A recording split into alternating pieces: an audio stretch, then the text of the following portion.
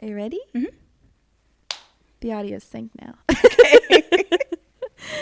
Hello, guys. Welcome back to the God's Honest Truth podcast. I'm your host, Sierra, and today I am here with one of my friends. This is Tiadra. Hello. Tiadra, would you like to introduce yourself? Hello, my name is Tiadra. Perfect. And today we're going to be talking about a few things. We're going to be talking about singleness in the church specifically, and singleness in general. We're going to talk about fornication, sex before marriage, boundaries and stuff. And then just now what? How can we do better as a church, as a community, As and singles. just, as singles, as married people, all around? How do we do better? So,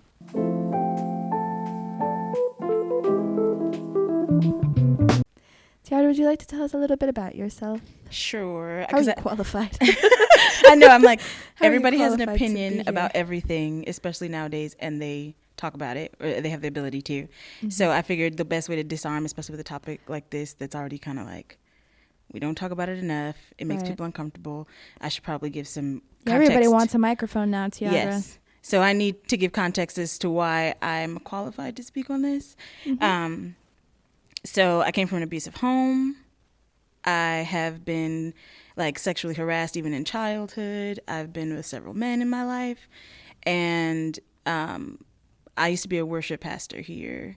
Got into a bad relationship, obviously involved fornication. We confessed, couldn't end the relationship, found out there was betrayal, stepped down.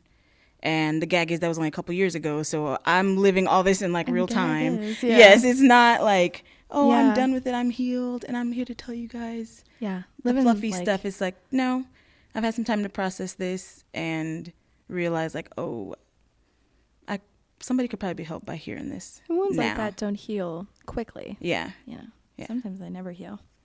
girl. Just skin grows over the surface. I a know. little bit and gets recut sometimes. For sure.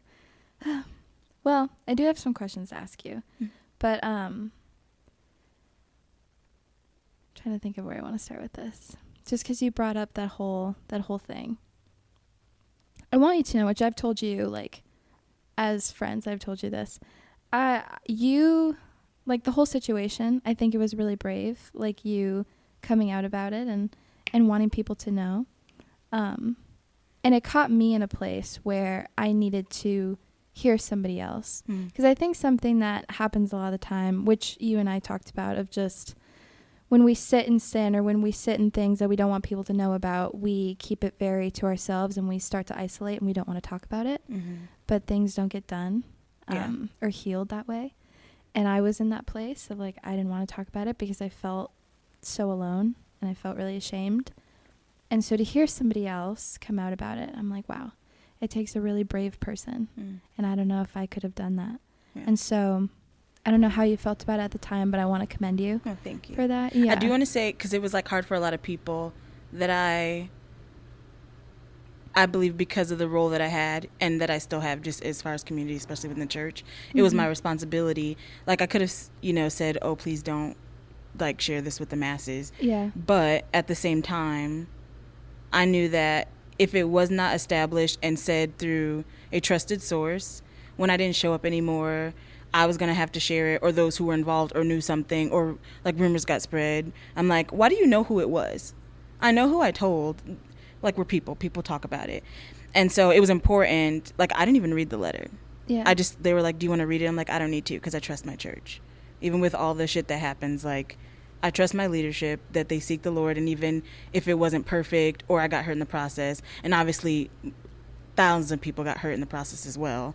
Yeah. It was important that the truth and the facts came out from a trusted source. And if anything else is said outside of that, then I know people are saying stuff that they shouldn't say. And it was crazy because I had younger women, older women, men, homosexuals coming to me to talk about like, oh, I'm struggling with this too. And then that's when I woke up and I was like, I realized we don't actually, it shouldn't take somebody like getting this far. Yeah. But at the same time, like that's what happened. Yeah. So it was like, oh, I want to unpack this a little bit more, not just for myself, but there's multiple people dealing with the struggle of sexual sin, feeling lonely, and being single. Yeah, So. definitely. It's I wouldn't say it's an epidemic, but it definitely is like makes it sound like a disease. But I mean, it is something like so many people are dealing with. Yeah. And so many people don't want to talk about. So Yeah. I think it is so important. For sure. So I just want you to know that. Thank you. A little preface. Yeah, a little preface. But we'll start out talking about singleness. Mm-hmm. We'll just really start there. So there's kind of this whole thing of like being graced, like Graced for it. And yeah. in singleness. And what do you think that means? Like, what are people saying? Like, what does that mean? I've received articles. I've had people say it to my face. I've heard it in podcasts, like scrolling through social media, of this idea that if God has called you to be single, he will grace you for it. And sometimes it will directly say, like, oh, you won't have, like, the sexual urges. You won't really be attracted to anybody. That's insane. And I'm like, well, I'm still single, but that clearly is not the case here. So I don't know if that's true. And the reality is, like, for me, grace is something God gives to everybody. But it can either be a life raft or it can be a surfboard. So when you're in sin, you still get the grace, but, like, you're flailing in waters that you can't swim in. So he throws you, like, the life raft, and you're, like, gulping water and gasping for air. Surfboard is, I know this is coming, I know I deal with this, but I know how to move through it, and, like, God's guiding me in it, right? So it's still, you're still going to deal with the emotions and everything, but he equips you to be able to navigate it as a person who is single. But that's not what's explained. It's just like, you'll be fine. God's got you. And I'm like, I know he has me. Yeah, like, I know that. But that doesn't take away the fact that I still feel this way, or I still have these urges. Like, it doesn't take away like, any of you that got a fact. husband and you still struggle with it. So explain that to me. Yeah. No, that is so real. I think even, like, in relationship, like, being with someone who doesn't, like, see the same, like, have the same morals or views or whatever, having to explain is like, yeah, I'm a Christian, I don't want to have sex before marriage. Doesn't mean I don't want to. Like, what's wrong with you? Yeah, doesn't mean I don't want to. Like, doesn't mean I'm going to sit here and, Yeah. like, be like, oh, like, that's not what I want to do. Yeah. No, I want to, but I'm choosing not to. Yeah. And this is really hard. And I'm like, and those who don't deal with those things, I'm pretty sure it's considered, like, they have a condition.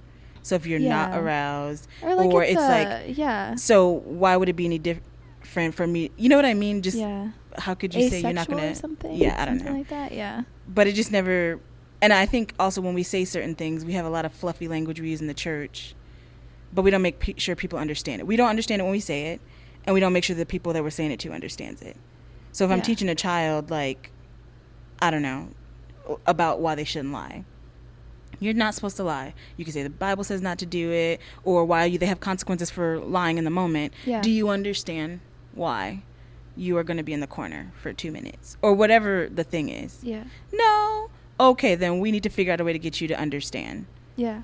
Because the reality is they may have really good intentions and they don't mean it in the way they're saying it sometimes, but the way it gets received by me and multiple singles is basically you're saying I'm going to become like a tree stump and just not feel anything. Yeah, I have no desire for, like, anything that comes with a relationship. If there's people like that, great, but you that's could not watch my case. The Notebook and not want any of it. Like, I don't want a relationship at all. Exactly. I don't want any of that. Exactly. That's what it comes across as. I will say, though, if you want to be like, if you're ever like, I need to be in a relationship, watch Love is Blind. And then you'll just be like, never mind. Yeah. I'm good. I'll stay single for a bit. I get angry. I think the running joke is, like, the dating pool is small. In a sense of just, like, it's really not the best going on there in the dating world. Yeah. And that's the world. But it leaks into the church, too. For sure. And I'm like, the older you get, I'm 33. I'm like, this is funny. It's either date somebody younger than me, and that's getting younger and younger, or find somebody who, and this is no shade, I'm fine if they have, like, kids and stuff, but I'm like, no shade. Yeah. Okay. The gap just spreads. Yeah. I think even the expectation that's put on, like, women in general. Yeah. Like, I would never fit the mold of, like, what they're looking for or something like that. Yeah. It's hard. It's hard out here. It's hard. So, going back to, like, being graced in singleness, by singleness, what does it not protect us from? And that I think statement? it kind of like we brought it up a little bit, but I think it doesn't protect us from just the natural human condition, and also just like if you're aroused, it's actually just a signal that your engine works. Yeah. Right? Like Yeah. that's all that it is. And you don't have anywhere to put it or to do it. You can't go anywhere it's with just it. There. Yeah. So then we're just left with, well, one, people don't always understand what grace means, period. And there's so much nuance and depth to that, even if you take it out of the context of singleness. When you think about God's grace, it's hard to like describe. You can give examples of your life. So then you just add these layers of stuff that's not fully understandable, and then you're out here by yourself. Well, they told me I would be graced for it, but you don't actually know if you're supposed to be single. But that leads me to believe that the issue is that we put a focus on singleness to begin with. So one of the other things that I feel like the church says is that singleness is your period to get prepped for a husband. It's the prep. And that's a lie. I'm only being prepared for Christ. If a husband comes along in the process, that is great. But let the main thing stay the main thing. The holiness that comes from being married is the same holiness that we get in our singleness. There is no greater or less than. So when the focus is singleness, instead of in this period where I'm not with someone, I can just focus on me and Christ. Like, yeah. No, that's so true. I think there is such like a message of your singleness is the period season of like getting your stuff together and like for then. But some of the stuff will come up unless you're married, and then you're confused. Do I not love him? Like, why is this coming up? We need to go back to therapy. Which, I mean, I would go to therapy the whole time just to keep us on track. But like, it's not helpful. Yeah, no. Yeah, my singleness is not me prepping to get married. Yeah, that's really not my singleness like journey. Yeah, it's not my journey. It's like just me being with Christ and also figuring out who I am. For sure. Like, there's so many things that like God has given me in like my life. Yeah. And I want to live that. I'm not getting ready for you. Exactly. For you over there. And then I think the other thing is like, if the main thing is for God to sanctify us and make him more like him, and the greatest commandment is for us to love God and love others as we love ourselves, and he's the beginning and the end of that cycle as well. Right. I'm learning how to love and serve well, regardless of who it is. Yeah. That so-called man that's supposed to be yours might be in the community you're supposed to serve. Like, one of the things that I have been sitting with is the Samaritan woman at the well and then Rebecca. And the Samaritan woman, like me, multiple husbands, needing something. And I won't say that's inherently bad, because we all have seasons or times where we need to be there and it's about us getting something. It shouldn't stay that way all the way. But God met her, Jesus met her, and she learned about living water, and then she went as a married woman, with whether she was actually married or not. She had multiple men in her lives, and she went and she told people about the truth that she had heard, and probably cut off all those guys. Yeah. That's kind of where I'm at, of like, let me tell you what I found. Let me tell you what I know now, specifically when it comes to like being single and dealing with sexual sin and stuff. Yeah. And then Rebecca, on the other hand, already single, already serving, just doing the thing, and she is brought to her husband. Like, being able to hold both of those of like, I just think we say a lot of stuff that sounds fluffy, and maybe it worked for a certain group of Christians who were single, but it's not going to work all the time. Yeah. It's actually really damaging. Yeah. Yeah, I mean, even like as a young person in the church, I think even like, especially now, like, people are getting engaged, people are getting married, and that's a great thing, and I love that for those people. But like, I'm trying to figure out what I want to do with like career wise, or like what I want to do for my life. And I feel like not always me dating someone or me being with someone is going to equal marriage. We date because I know I want to get married, but that doesn't mean every relationship that I'm in, like, I'm not gonna marry all those people. But it's like, dating should be getting to know that person. Yeah. And slowly. So, without the, I don't know, I have chased the like high, like, I have a father wound, so I'm like, I need attention, love me. Please. Yeah. And someone to like provide and protect. Yeah, and I'm like, now the like butterflies and stuff, I'm over it. I'm totally fine with us being boring and taking it slow and just getting to know each other. And I think too, it preserves the relationship in a way that God can still use it if you walk slowly versus you jump too fast, you love bomb or he love bombs, or you fantasize about versions of him that he's not and then he can't meet that standard. Right. When you realize, or when you're finally honest and it's time to end it, you can never go back to that because it's been damaged versus, hey, I don't know that we're going to work. I don't think we go the same way. Then there's like mutual respect. You're like, yeah, you're right. I'll see you at church when we go bowling with the small group or whatever. Mm-hmm. And it's not weird. Yeah. Like, yeah. No, yeah, definitely. And I think even more so, going back to like singleness being like a prepping season for marriage, the whole thing is like, I can't love someone until I love myself. I would say more of like, I know what I deserve when I know who I am in Christ. For sure. And so it's not necessarily like prepping, but it's more of like, I need to know who I am. So then if God does bring me someone, or if I do decide to start dating, it's like, well, I know that this is who God says I am. This is what I deserve. This is what I know. Yeah. And so then I can decide that. Yeah. Because I think a lot of like the whole thing is we lower a bar, or like, because we just want a relationship. For sure. Or we think this is what God has given us, and it's not. Yeah.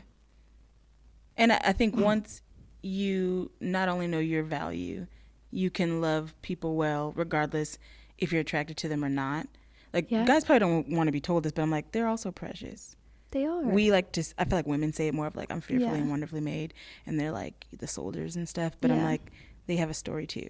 Right. And we say brother and sister in Christ, but when you think about your nephew, you think about your brother, and when you don't, you like, if somebody hurts them, what you would do, or how it makes you feel when you see they're in pain, even if it's by their own hand. Yeah. I need to be like that with any man that's in my life. Right. And especially if he's somebody that I'm attracted to. Yeah. Otherwise, I'm objectifying him. Right. And then how am I helping him? You're literally supposed to be his helpmate. But I can't help him as a friend because I'm just looking for what you can give me. Or even subconsciously, I don't think we think about it. Like, we need to spend a little bit more time realizing our why. Why do you want to be in a relationship? Like, I've had friends who, like, would cry. And I felt bad because I'm just sitting there like, I don't understand. Granted, I was in survival mode, so there was a bit of denial because I could never address my own desires. But I would sit there like, I don't know what you're crying about. I literally say, like, I'm sorry. I need you to explain to me why you're crying about being single right now. Yeah. Because I don't get it. Like, why do you want to be married? Yeah. I want somebody to love me. Okay, now we can go somewhere. Yeah. Because I dealt with the two of, like, having to tell God, I'm sorry, you're not enough. Yeah. Because I can say, like, I don't need a man. I don't want to be with anybody. And I went through my, like, hating men phase, and they're liars, which granted that they do, some of them. But God's like, baby girl, your actions say something else because you keep going to these idiots. So clearly, so do you want something? Or yeah, like, clearly you want like, something. I just want connection. I just want love. I want to be seen. I want to feel safe. And he's like, okay, we can do something with that. Did you know I can do that? And he can only do that if I equip him to. But you're going to get it from me first. Yeah. And it's like, oh, okay. And I can't give it to him until I've. Yeah. You know what I mean? Gotta unpack your stuff. Yeah. And like, I think about the message where Jesus is going into the town and the blind beggars outside. Like, that story really met me in a sense of just like, he knew what he wanted already. Jesus knew what the beggar wanted, but he wanted to hear him say it. Yeah. And that's how he is with us, is that he knows exactly what it is that we want, but he wants you to get to the point where you realize what it is that you want. It's for you to say it. Like, and if it feels weird or like not good coming out, like, oh, now your heart posture is a little different.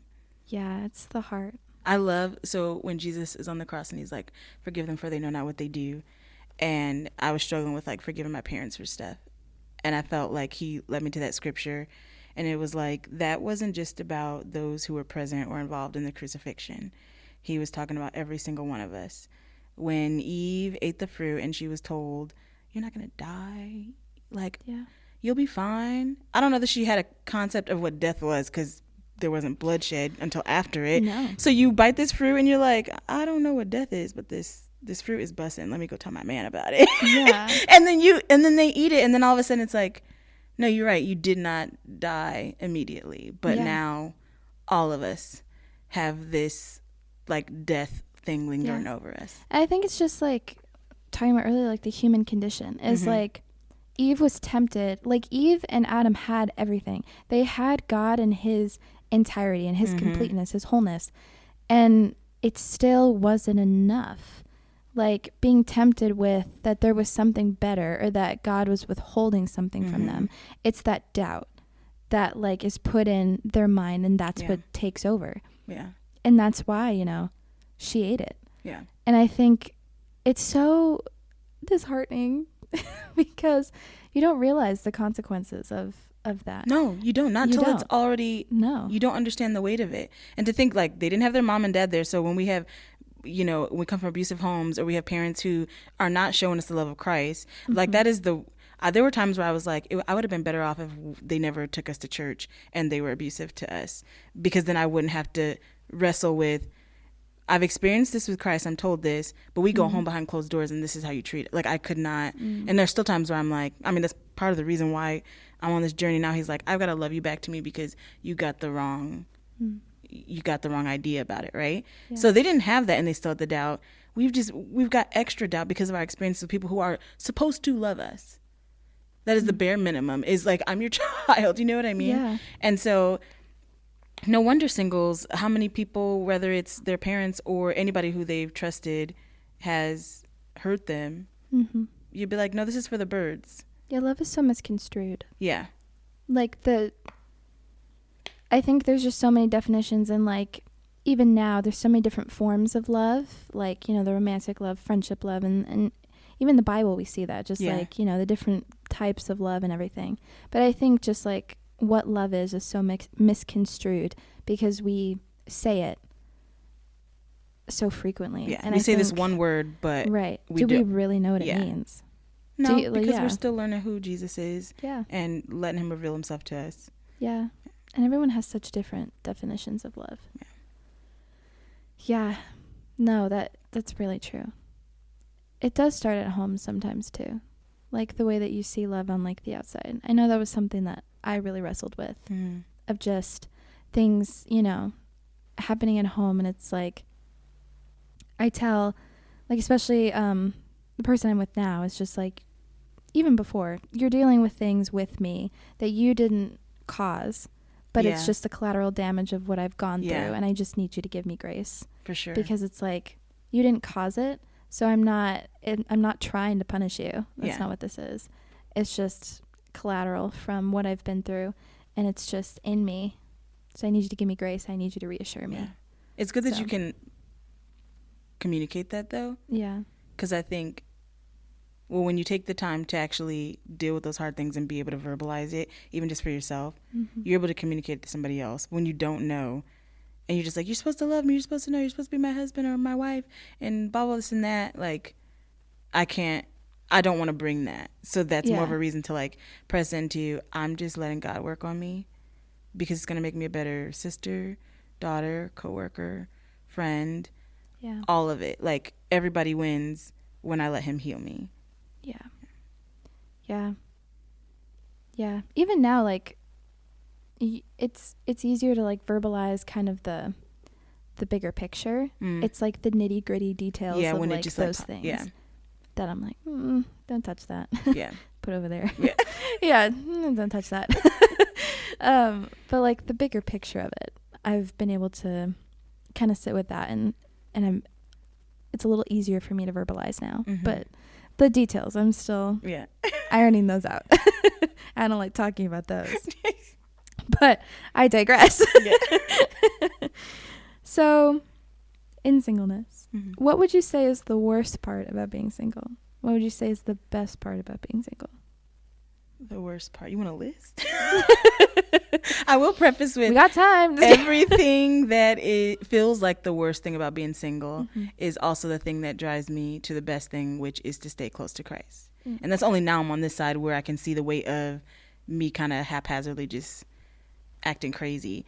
But I will say one of the first things is shame, especially as a woman, because we don't go find the husband. He's supposed to come find us.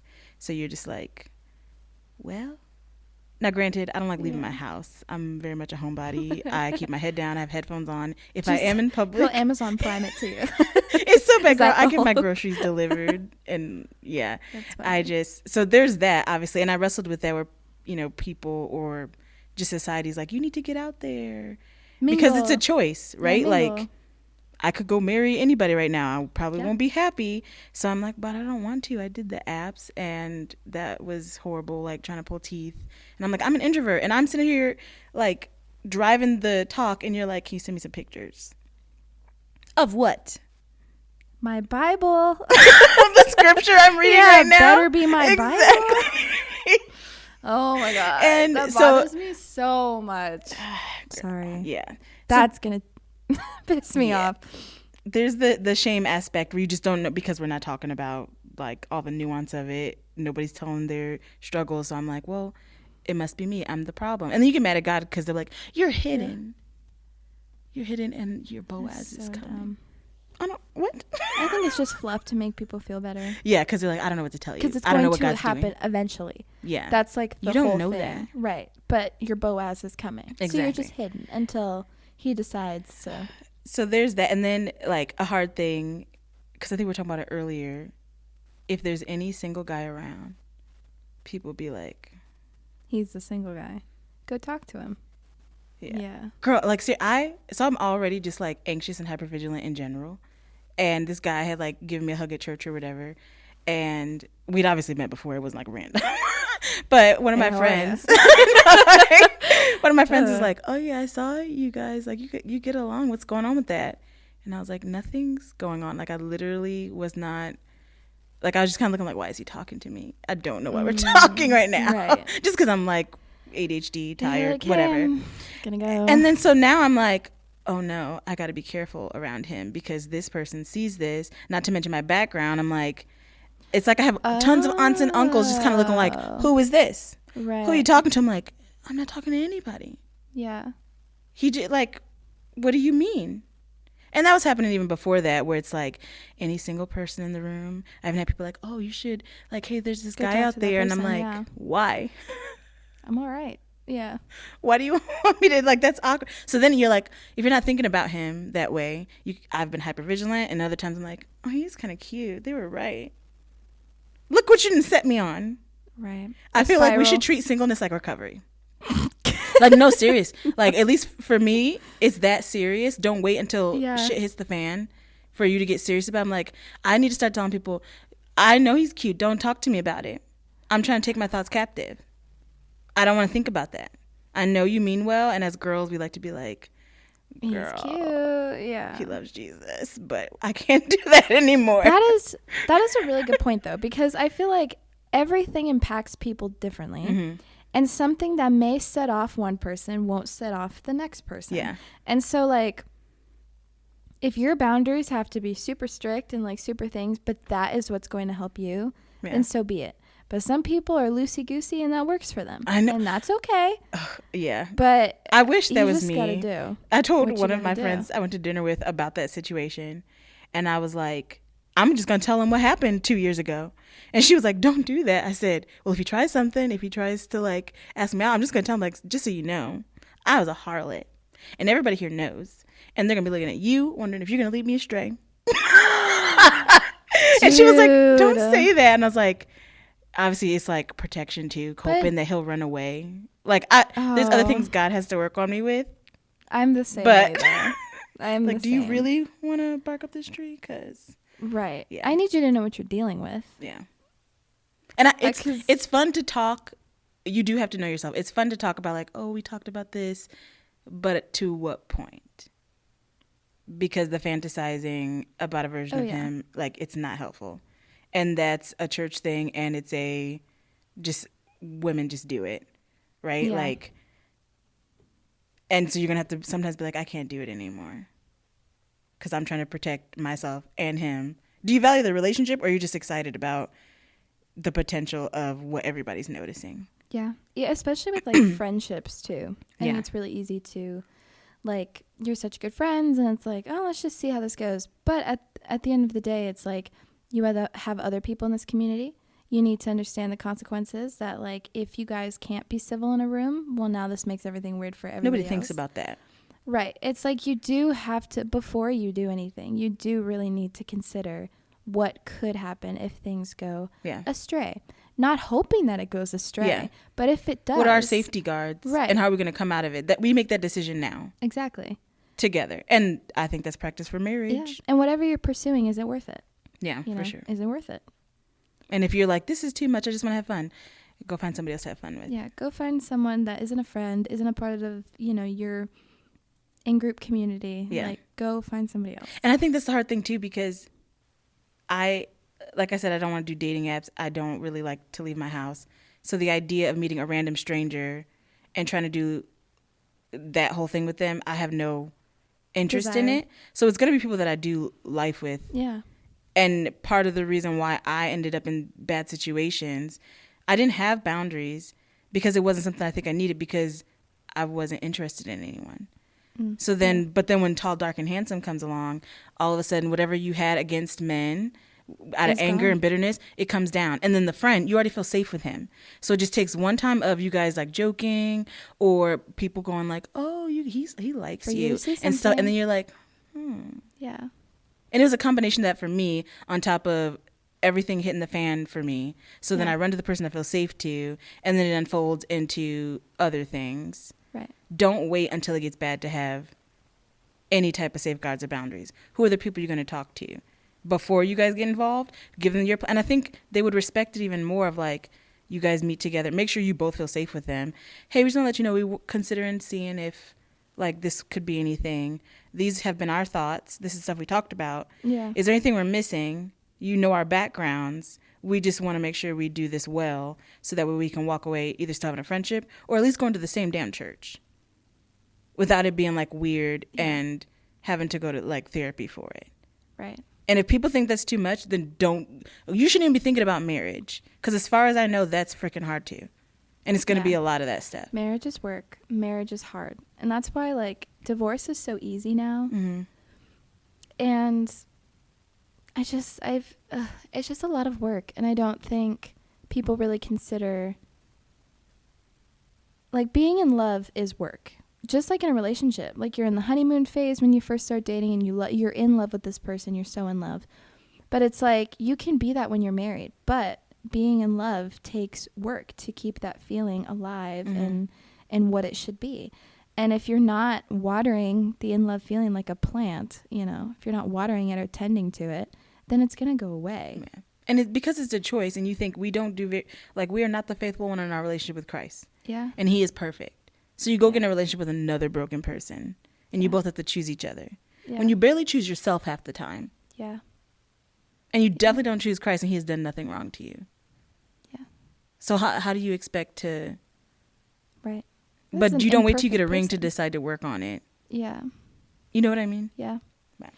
Yeah. Especially in marriage, like, it's even more so because, I mean, we don't want to get divorced. That's like not... Like, that to me, I always say, it's not an option for me. Like, we need to be for sure. Yeah, that this is happening.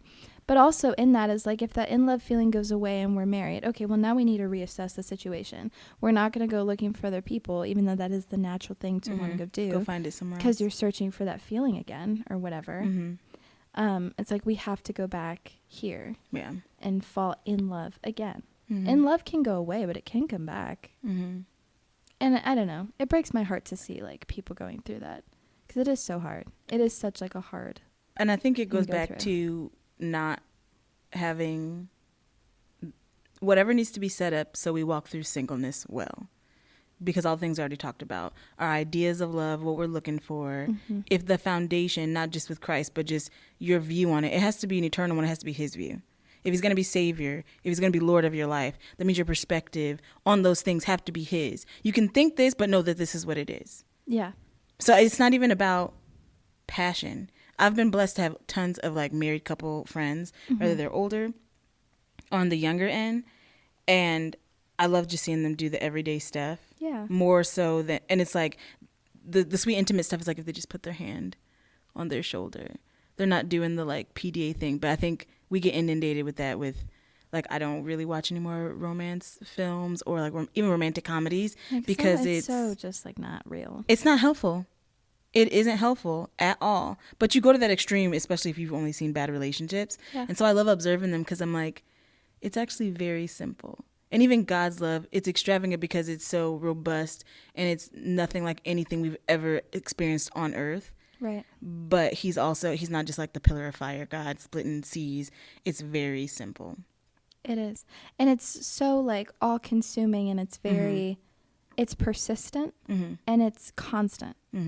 Like nothing can separate us from the love of Christ. Yeah. It's constant and it's pursuing. And I always describe love like being in love with someone, or what I want love from a partner is like, it's like breathing. Yeah. It should not be you remember to love me or like you have to love me. It's so natural to you that it's like breathing. Because we've chosen, this is how we're going to function together. This is how we create safety. This is how we create structure. This is how we set boundaries for each other. This is how we create a space for honesty. I think that, to me, that is the ultimate, when you'll put that effort in. I don't care about the flowers. I don't care about the dates. I don't need a huge ring. Like, make sure it fits my hand, but like, I think if we look at what we've experienced, like, take stock of it, and then just really be like, okay, what has God shown me? That's what I need to see. Yeah. Plain and simple. The feelings will go up. They'll be up and down all the time. That's just the reality of it. We don't even like ourselves half the time. Yeah. Our siblings, our friends, like, so why would I have this expectation? Like, hell, the sex is probably going to be awkward for a while. So, I don't know. I've just, like, unplugged from that whole, like, bedazzle marriage thing. I'm like, I want to go straight to the, like, old people love. Yes. Yeah. No, definitely. I will say, like, the flowers thing and, like, the things, I think that just comes with someone who genuinely cares. Yeah. Do it because you want to, but not because you're like, this is what guys do, or because... Because I will say, like, I have been in a relationship where it's not that, and it's very just, like, I want you to want to do these things. I shouldn't have to ask you to do those things. But I think it does come down to that person and, like, them caring and them, you know. Or, like, what's their love language? Yeah. I honestly would rather you cook for me. If you cook for me. I like, love a good dinner. That's my husband. That's so real. I would love a good pasta dinner if you could do that for me. Yes. What do you think is the best thing about being single? The best thing I would say is that I am afforded the ability to just kind of be in the trenches with God concerning it. Yeah. And then I don't have to, like, I don't have to be concerned. I mean, I am concerned with other things or other people. But at the end of the day, I go home and I'm responsible for me. And that can be a little scary, too, if you already feel lonely, where you're like, there's nobody. It's just me. But the flip side of that is I have God. Yeah. And I literally, if I want to go somewhere, I can go. I don't have to check in. Right. And I don't think that's a bad thing. So I got to be careful when I say that it's like you get married, you got to check in with your husband all the time. Like, no, that is beautiful. It's because he cares about you and he needs to know where you're going. Yeah. But I literally don't have to. Like, my parents, I was born when they had turned 21. And they had 6 kids. Every 2 years they had a kid. So I'm the oldest. And I was just like, I have to make it past 21 not having any kids. Like, yeah, I could not imagine. Even at 33, I'm like, my parents were babies. When I think about my brother, he's 22. Or is he 23? I don't know. He's a baby. They're babies. And I'm like, and you had babies? I know. I'm 22, and I'm like, I can't imagine raising another human. Like, I love being an auntie and, like, having everybody's kids, like, people who aren't even related to me, they're, Auntie Tia, but I give them back.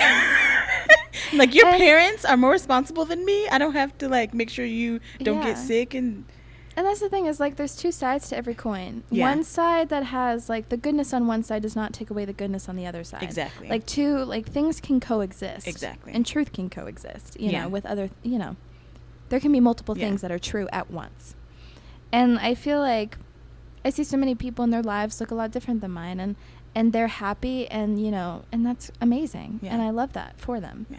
but it's like everybody has their own journey and everybody is on a different path with God and all the things. And so it's like we can acknowledge that there's goodness in the season I'm living and goodness in the season you're living, and you don't have to push me to be where you are, and I don't need to push you back to be where I am. Yeah. Or like remember the good old days when you were where I am. For sure. You know. I think another thing that's good about being single right now is knowing or seeing and living through the holes in the system, for lack of better words, when it comes to coming alongside single people. Yeah. Well, I'm in real time living it, and I may only be an inch ahead.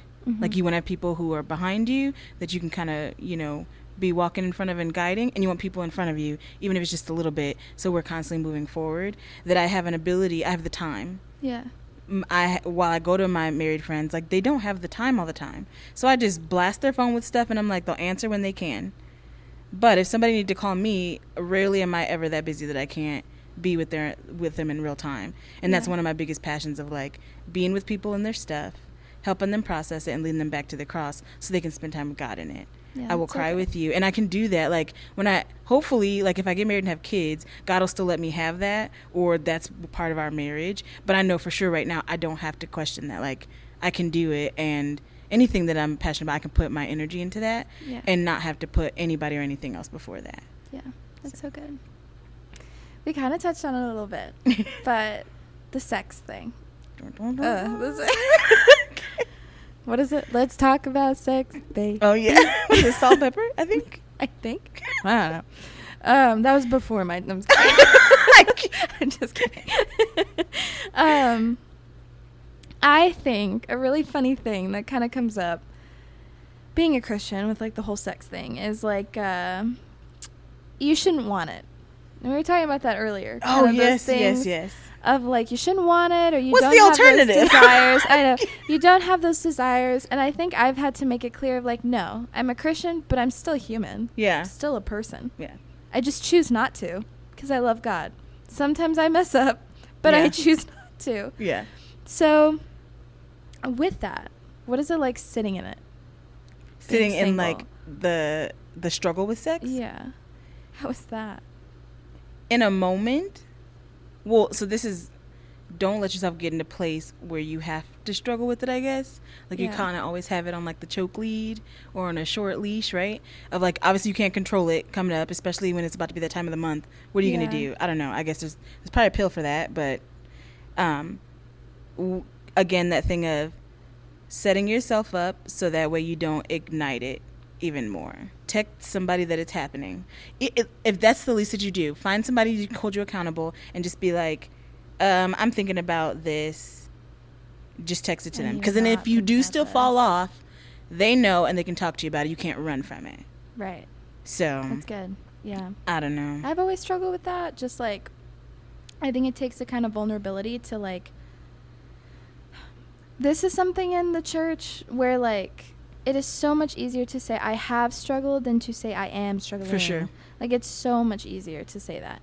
And so there's a kind of vulnerability that comes with texting someone while it's happening. Mm-hmm. Like I'm struggling right now.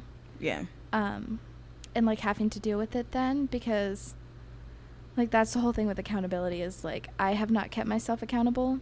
And I don't have people to keep me accountable. Mm-hmm. People know I've struggled. They don't know I am struggling. Yeah. And I guess if I had it my way, I'd keep it that way. Yeah. Because that's just easier. Yeah, it's so much easier that way. And then I think thinking, too, about when it hits. Yeah. So typically I think it's when you're in bed, you watching I wouldn't even say something you shouldn't be watching in the sense of, like, it's bad or it's porn. Like, again, you can just be watching a romance film. Yeah. Start taking note of the things that trigger you. Even if you have to have a journal, like it's literally, I think it's that serious. Yeah. If you, regardless if you want to be married or not, if you're in your journey of purity, holiness, become more like Christ, and you know that this is something that is highlighted to you, write down, is this time I'm watching this, and they may feel this way. So I'm watching like action stuff, not bloody gore, but anything that's going to like, just the energy gets redirected. Yeah. Do that instead. Then you start to see the pattern. And then when you have your accountability, whether you already have them or you're getting them later or you go to therapy about it, you can be like, well, this is what I've been able to do actively to at least work on it. You're not going to get the answers. It's not going to stop overnight because you're just now noticing it. Yeah. Like you teach a baby how to use the potty. First, they're going to notice their bladder. And then you have to tell them, this is where you go pee. Right. and then they're going to piss on themselves over and over again. Yeah, or they take the diaper off because they're like, I remember you take the diaper off. Yeah. So they take it off and they piss on the floor. Yeah, but that's all I got. Exactly. That's as far as I went. Exactly. So you're like, as far as I got is to stop thinking about him, but right. Yeah. And even so, I say this all the time, is like, in the same way that not everyone who takes a sip of alcohol becomes an alcoholic. Exactly. Not everyone who watches porn for the first time or whatever, watches a racy movie, has sex, becomes addicted. Exactly. But there are people who do. Yeah. And I think, like you were saying earlier, I don't remember if we got this on camera or not, but you'll now know. But it's like, if it is serious to you, then you have to treat it as such. Yeah. Like, if your boundaries have to be stricter because that's what it's going to take for you, then so be it. And other people can be looser because it's not as deep for them. Yeah. But it's like, I've learned from myself, is like, there's some things I can be looser with and some things I can't, because that's going to tip me over the edge. And it might change over time. It will ebb and flow. Yeah. And it's this having a self-awareness. Yeah. Which can be exhausting.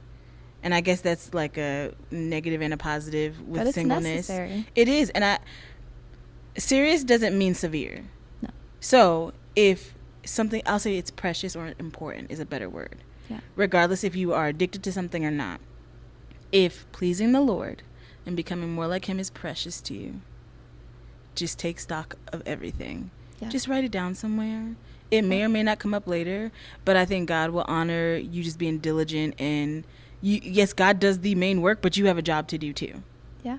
So try your best to walk in the faith and the calling that he has called us to, and he will fill in the gaps. And he really covers you all the way. But you can't just be like, well, I'm just going to keep struggling until he sends me a husband. Right. You know your husband's not going to have sex with you all the time. Right. And sex can be addictive.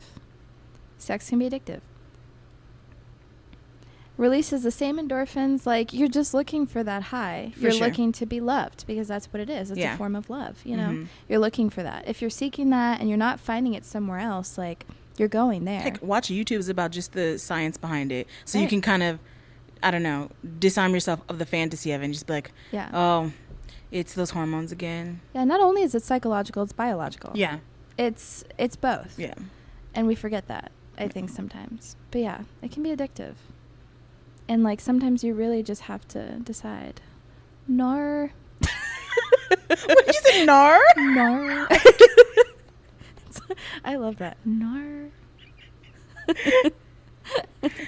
Have you implemented sexual boundaries? And how have past relationships affected? Because I'm not in a relationship right now. Like, there's obvious. Let me back up. Not having any boundaries because of just, like, I'm not in that place is part of the reason why I ended up in bad relationships, which then affected, like, now I know, like, oh, you've been passive. You have not been proactive because you were, like, you hated men for a period of time. You didn't think there was anybody that could come along, whether he was an asshole or not, who would disarm that.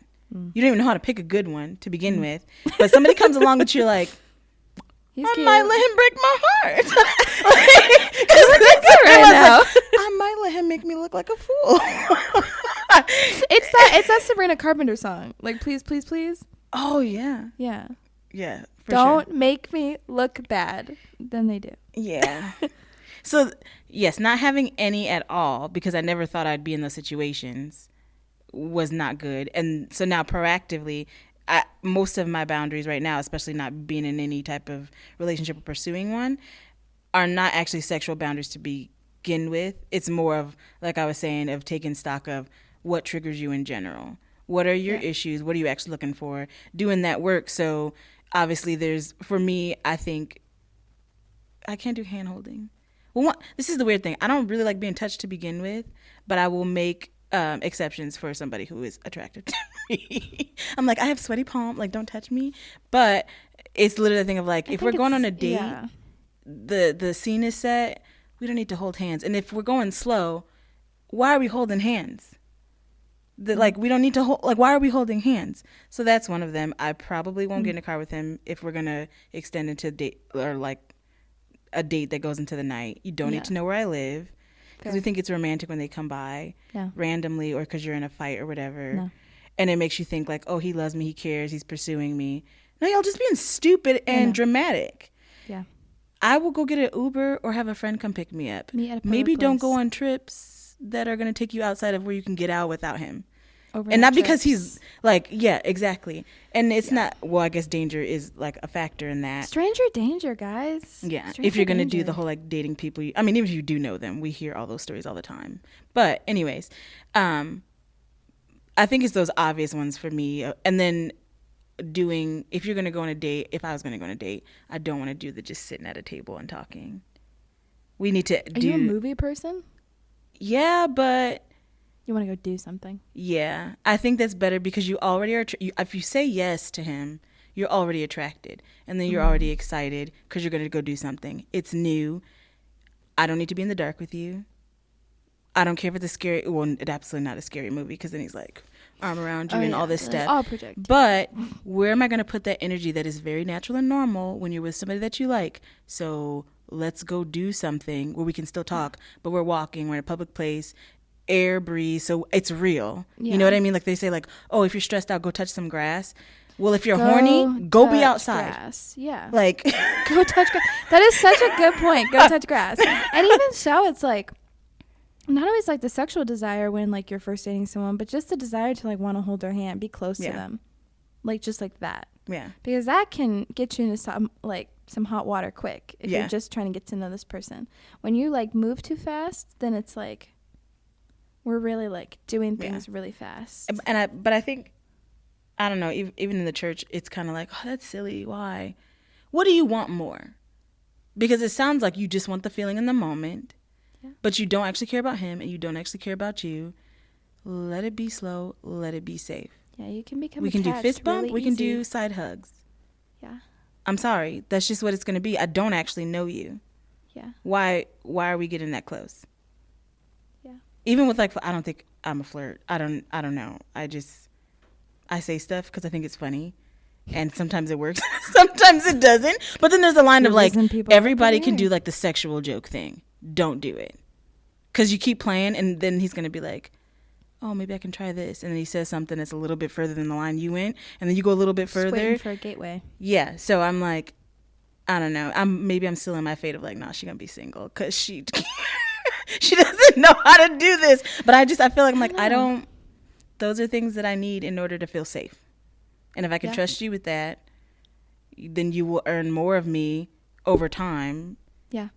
And then you get all of me if we get married. Yeah. I will say, I don't know if I answered that question. No, I think you did.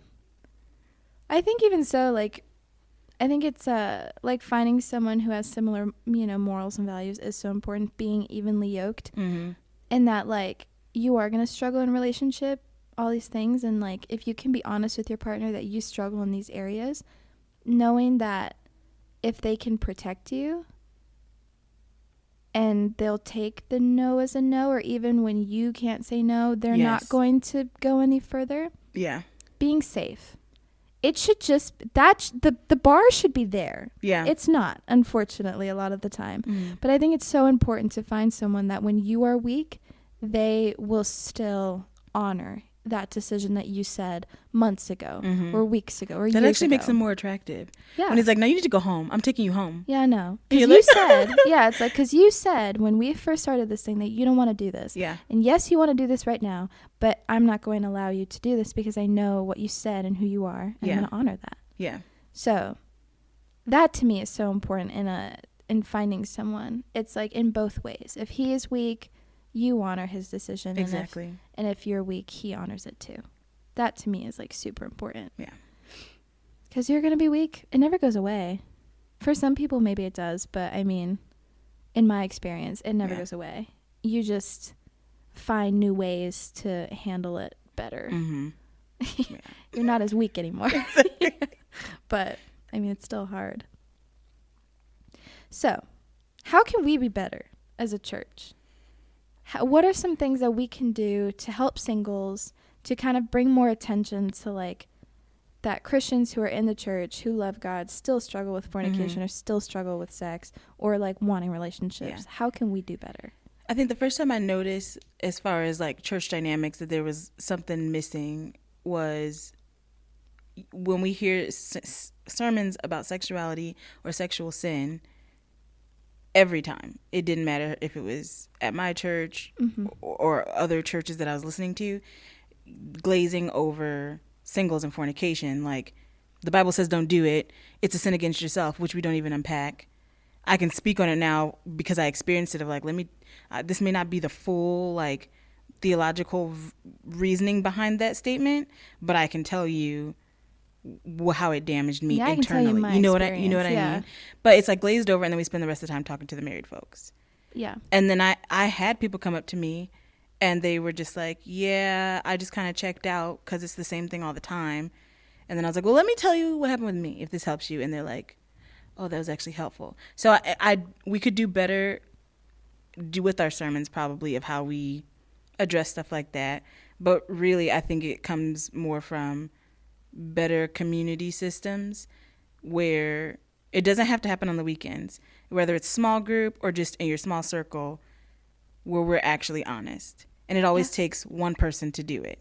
You can't wait for the other person. Yeah, sometimes you just have to be that person. So, like, is it more important that you're comfortable and you're not embarrassed? It's okay if you're, like you said, it's harder to say, I'm struggling with this versus I struggled. Everybody wants the testimony. Everybody wants the, look what God did for me.